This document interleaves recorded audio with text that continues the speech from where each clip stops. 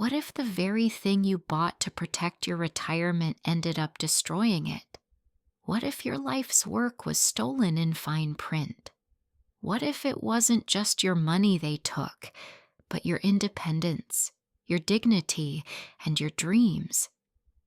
The silence in my apartment is the loudest thing I own now. I sit by the dark screen of the TV, a black mirror reflecting a life I no longer recognize, and hold my late husband's old reading glasses in my hands. The quiet is heavy, oppressive, the kind that settles in when the phone stops ringing because the bill is past due. Unopened mail piles up on the table, a stack of final demands I can't meet. I remember a time when every bill was paid the day it arrived, a small, satisfying ritual of control. That feeling is a distant memory. They promised me security, a guarantee, income for life. But what I got was a financial nightmare. I put my entire 401k into a single variable annuity, and it's the reason I'm now facing bankruptcy. This is my story, and I'm telling it so that what happened to me doesn't happen to you. My name is Carol. For 35 years, I was a high school librarian. My life was built on order, on the beautiful logic of the Dewey Decimal System, on the quiet joy of helping kids find exactly what they needed. My world made sense. It was cataloged, reliable. I was good at saving too, clipping coupons, tracking our spending in a worn paper ledger, just like my mother taught me. A fierce pride and responsibility in knowing exactly where every dollar went. Every paycheck, a piece went into my 401k, a steady, disciplined ritual for over 3 decades. That account wasn't just numbers on a page, it was my future. It was the garden I planned to finally plant, the trips to see my grandkids, the promise of a retirement where I wouldn't be a burden. It was my independence. Today, that nest egg is shattered. This silence is the sound of it breaking. It's a story of misplaced trust, of promises designed to confuse, not to clarify. It's the story of how an insurance product, sold to me as the ultimate protector, became the very thing that destroyed everything I'd worked for. For most of my life, my financial plan was simple: work hard, live within our means, and save. My husband, David, was a history teacher at the same school. He used to whistle off-key while grading papers and had a laugh that could fill the whole house. I can still see him humming to himself while tending the small patch of grass that he dreamed would one day be our rose garden. We weren't wealthy, but we were comfortable. We raised 2 great kids, paid off our mortgage, and watched our retirement savings grow, slowly but surely. When David passed away from a sudden heart attack 10 years before I retired, my world turned upside down. The quiet in the house was unbearable then, too. But I had my work, my kids, and the security of our financial plan. The 401k, now just in my name, became more than just a retirement account. It was the last promise David and I had made to each other, that I would be okay. My last few years of work were a mix of excitement and anxiety. Retirement was so close. I imagined quiet mornings with a cup of tea and a real book, no bells signaling the start of a class. I'd pull out that old napkin we'd sketched it on, our dream rose garden, and finally get my hands in the dirt. I pictured visiting my daughter Sarah for weeks at a time, baking cookies with my grandkids, not just a rushed holiday weekend. My Social Security would cover the basics. My modest pension was a nice cushion, but the 401k, that was the key. That was the fund for living, not just surviving. But a shadow hung over that dream. Every time I watched the news, I'd hear about market volatility, about crashes and corrections. A knot of fear would tighten in my stomach. I'd spent my whole life building this nest egg. The thought of a stock market crash wiping out a third of it just as I needed it was terrifying. The stock market felt like a phantom, and I was afraid of it. The fear of outliving my money, of my plans being decimated by forces I didn't understand, started to consume me. It was in that state of quiet panic that the invitation arrived. A handsome, cream-colored envelope. You're invited to a complimentary gourmet dinner and retirement planning seminar. It promised answers: how to protect your savings from market crashes, how to guarantee an income stream for life. I had no idea that envelope would cost me everything I'd worked my whole life for. The dinner was at a nice steakhouse downtown. The rich smell of grilled steak and butter hung in the air. Candlelight flickered on the tables, glasses clinked, and the room buzzed with the low, hopeful chatter of people my age. We were greeted by a man named Mark. He was charismatic, impeccably dressed, and spoke with calm authority. He bought us wine, told jokes, and shared a story about his own parents, how he just wanted them to be safe. He made us feel understood. He felt less like a salesman and more like a guide. Mark stood at the front of the room, with a screen behind him showing graphs with reassuring, upward-sloping lines. He talked about a variable annuity as the perfect blend of safety and growth. He said it was the best of both worlds. My money would be invested in the market so it could grow, but, and this was the magic word he used over and over, it came with a guarantee. Think of it like this, he said, his voice smooth and confident. You get the market's upside, but you have a floor. The insurance company protects you from the losses. Even if the market has a bad year, your income is guaranteed. For life. He used phrases that were music to my ears: financial security, predictable income, peace of mind. He painted a retirement free from worry, where a check would just arrive like clockwork, no matter what Wall Street did. A few days later, I sat in his plush office. He handed me a glossy folder with hypothetical returns that promised a future of abundant income. He pointed to a rider called a guaranteed lifetime withdrawal benefit. He explained that for a small fee, this rider ensured that even if my investment account went to zero, the insurance company would still pay me a set income every year for the rest of my life. It's a safety net under your safety net, Carol, he said, looking me right in the eye, exploiting the grief and fear I wore so plainly. You cannot outlive your money. I felt a profound sense of relief. This was it. This was the protection I was looking for. Then he slid a thick stack of papers across the desk. The contract. Dozens of pages of dense legal jargon. I hesitated. My librarian instincts kicked in. I should read this. Mark smiled patiently. It's mostly standard legal language, he said, gently taking the document and flipping to the last page.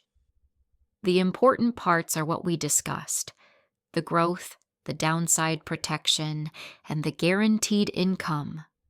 That's all right here. He pointed to a summary page. I know it's overwhelming, but that's what I'm here for. To handle the complexity for you. I was tired of being afraid. I wanted to believe him.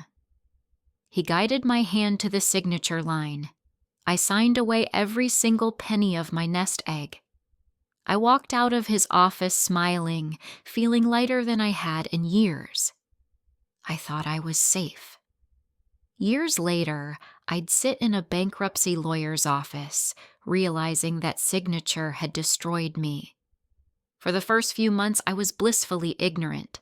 I retired, had a little party, and started planning my garden. The first quarterly statement arrived. I opened it, expecting to see growth. Instead, my stomach dropped. The total value was less than what I had put in. It wasn't a huge loss, but it was a loss. This was just the beginning. I had no idea how much worse it could get. I called Mark. "Oh, that's nothing to worry about, Carol," he said, his voice full of that same easy confidence. "Those are just the initial fees." It sounded plausible. But what I didn't know was that my account was being eaten alive by fees, mortality and expense charges, over 1% a year, administrative fees, and then each of the underlying investment sub-accounts, which were just expensive mutual funds, had its own management fees.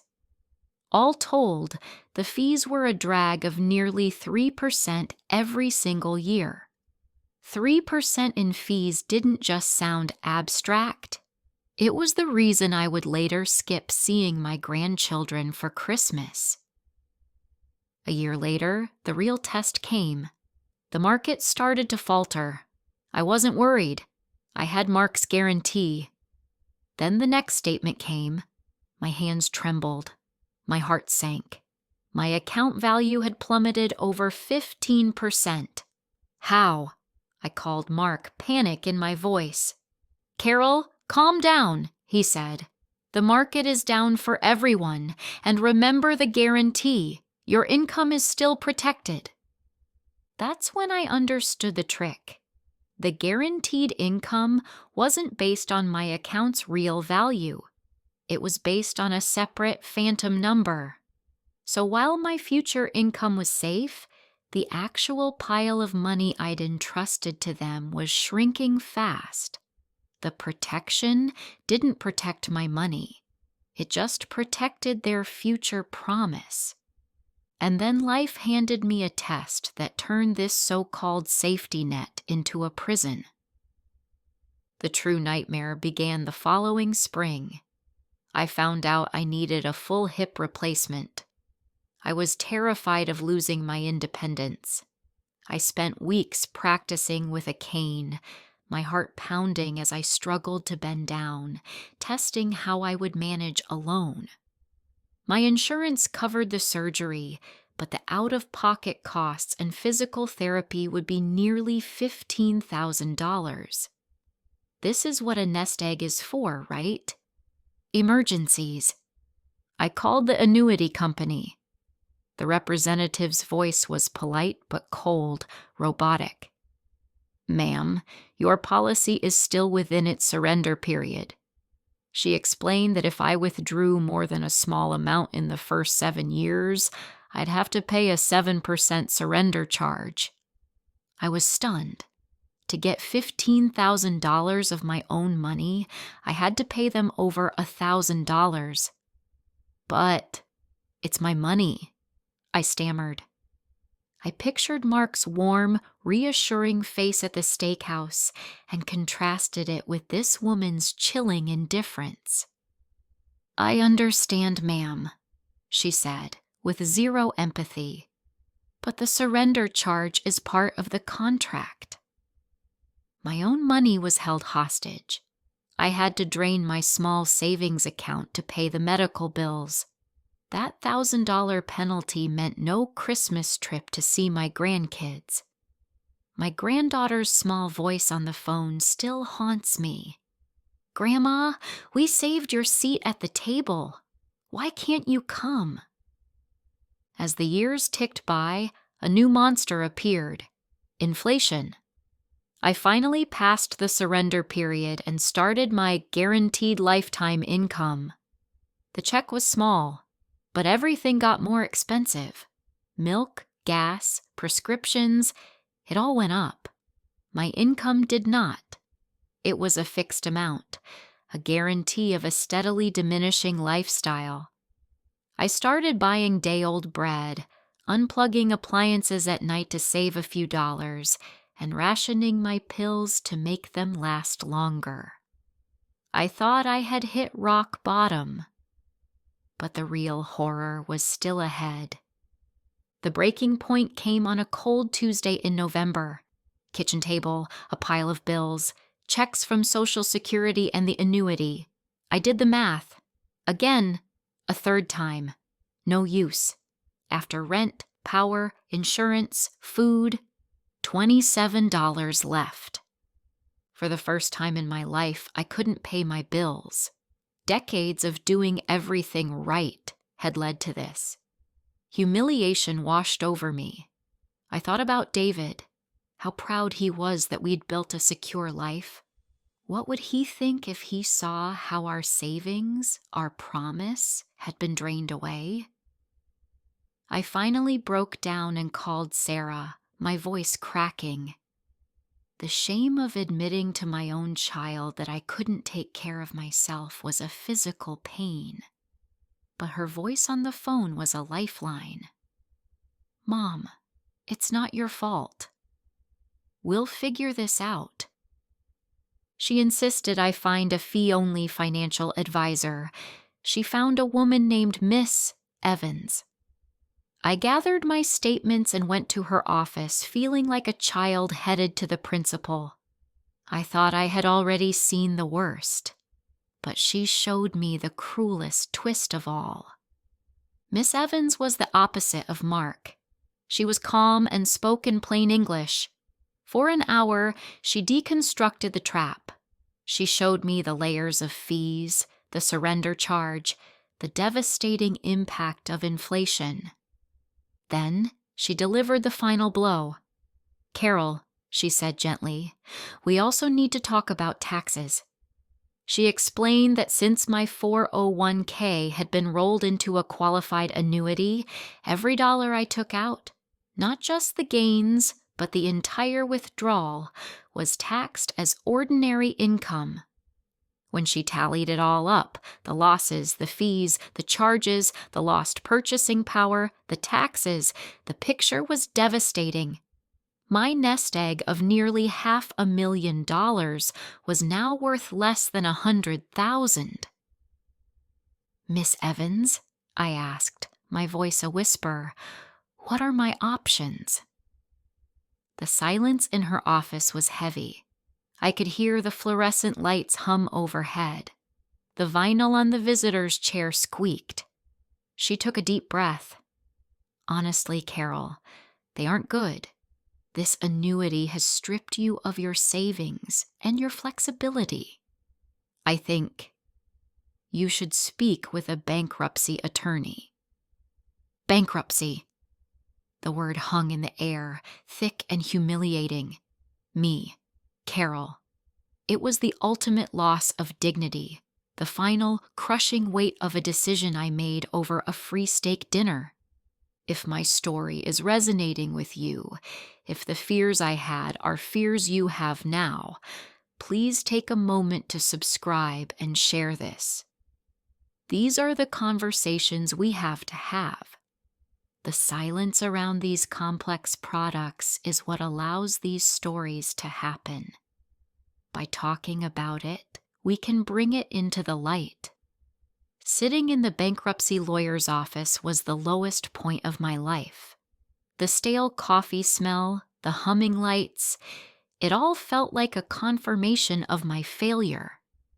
But strangely, it was also where I started to fight back. A cold, clear anger began to surface. Anger at the man, the company, and the industry that profits from confusion. It wasn't just a mistake. It was a system designed to profit off my fear. That anger became my fuel. My victory wasn't financial. It was one of knowledge. I went back to the public library and reclaimed the part of myself I'd given away. my own judgment. Looking back, the red flags were everywhere. If I could go back and whisper in my own ear at that steakhouse, I'd grab myself by the shoulders and say, first, don't put all your eggs in one basket. A simple, diversified portfolio of low-cost funds would have been so much better. Second, fees are the silent killers of wealth. Ask this. In plain dollars, how much will this cost me every single year? If they can't give you a simple, clear answer, walk away. Third, complexity is a sales tool. My new rule is simple.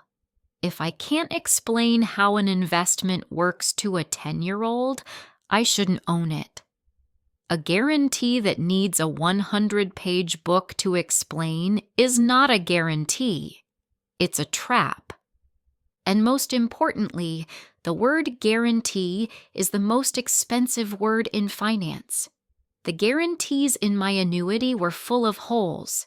They protected my income, but not my actual money. The only thing truly guaranteed was that the insurance company would profit handsomely at my expense. My story isn't one of triumph. I didn't get my money back. I won't be planting that rose garden. My retirement is a shadow of what I worked my whole life for.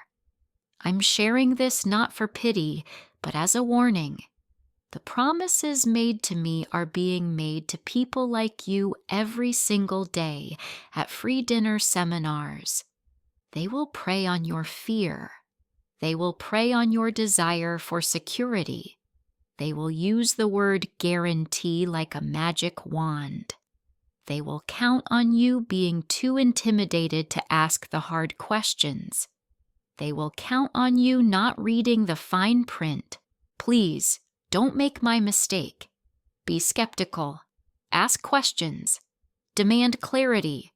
Your financial security is your responsibility. Don't ever sign it away to someone who promises to take care of everything. My nest egg is gone, but my voice is not. And I hope that my story can protect your retirement dream. It's precious. Guard it with everything you have. The word guarantee cost me everything. Don't let it cost you too. Watch this next for another gripping tale of retirement gone wrong, plus the lesson you can't afford to miss.